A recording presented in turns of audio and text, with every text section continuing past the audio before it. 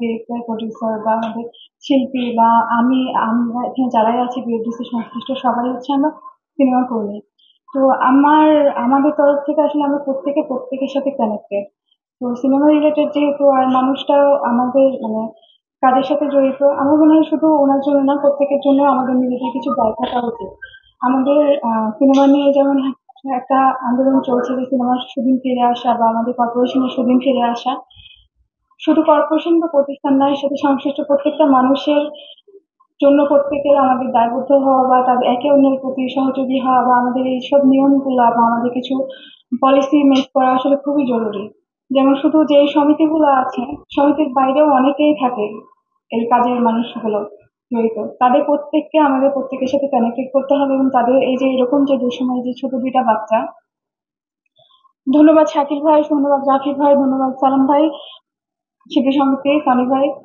কারণ কি আমি মনে করি যে আমরা প্রত্যেকের সাথে কানেক্টেড, একজন ছাড়া আরেকজনকে চলতে পারে না। তো এরকম দুর্দিনে আমি মনে হয় না এরকম আয়োজন আর কোথাও হয়েছে।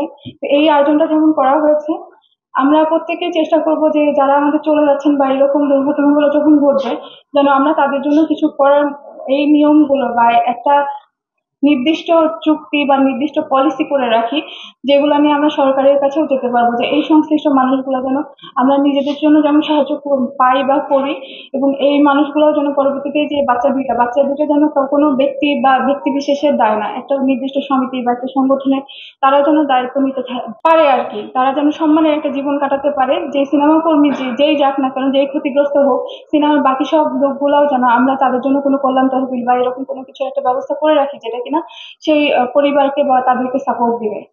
দোয়া করবেন, আমি চেষ্টা করছি আমাদের সবকিছু নিয়েই কাজ করার। আমাদের চলচ্চিত্রের উন্নয়ন মানে চলচ্চিত্রের সংশ্লিষ্ট সকলের উন্নয়ন।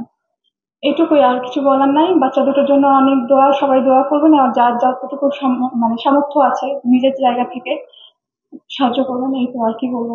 ভালো থাকবেন। আসসালামু আলাইকুম।